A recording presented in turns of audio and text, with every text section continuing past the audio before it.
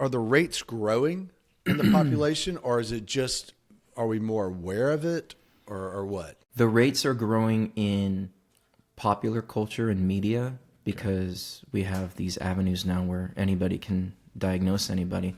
The prevalence is much less than people, let on. So like the general population, the prevalence of narcissism, true narcissistic personality disorder is like 1%. Borderline is like 1.6. Those are increased in clinical populations, like in my profession, because those are typically the people who are having trouble in their lives. And so they either are mandated to go to therapy, court ordered, or it's like a custody issue or a marital issue. So that population increases in my profession. But as far as people just walking around, there are not anywhere close to as many narcissists as people, say there are in like popular media and culture.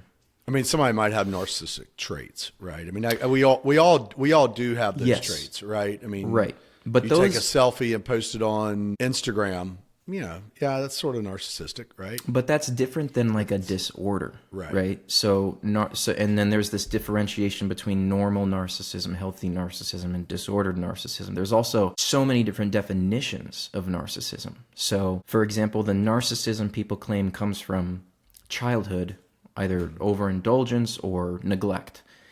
That term is defined completely different than the term that's used to describe the disorder. But most people don't know that. Why would they? You'd have to go to school and learn about it, or really invest in it to notice the evolution of the term and what it's referring to. So it's used as like an umbrella term to refer to people who are just being a jerk, people who, like you said, take a selfie or are overinvested in their image or are attention seeking.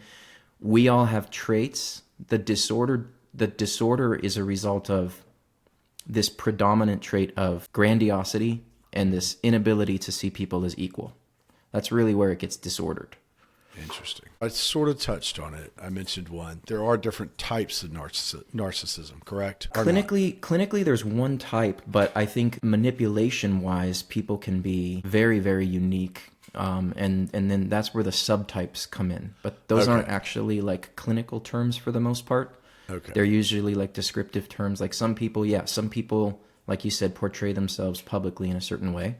And then at home, they're very abusive.